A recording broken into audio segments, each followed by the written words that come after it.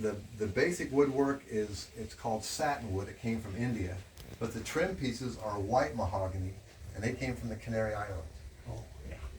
And you brought up the chandelier. The chandelier, the silver tea set, the glassware, all came from Dale's house. Oh, When we got this car, there should have been a stationary light, and it was gone. And so Dale had this chandelier in the attic he wasn't using. He thought it would look pretty in here. If you've ever traveled by train, they rock. And it would have been swinging all over the place, and I would have never had a chandelier. But I do want to bring your attention to the windows up above.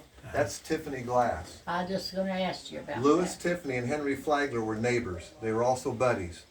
And when Tiffany found out he was going to have this car built, he goes, I want to put windows in it. So there are 30 of those half-moon Tiffany glass windows throughout the car. Stained glass, they're gorgeous. And they tip in, that was early air conditioning for the 1890s, if the car was moving.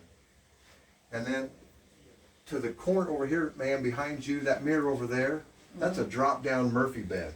Really? Probably from Mrs. Flagler's private maid. She would have been the last one to go to bed at night, the first one up in the morning. She'd put her bed up and then start off with her duties.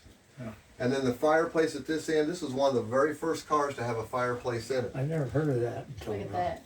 And they told Mr. Ward, because he was a quarry guy, that the mason work there is white onyx. It came from Pakistan. And in that time period, 3 of the largest pieces ever quarried. And this was a gas-fueled fireplace. The lights in that time period would have been gas as well.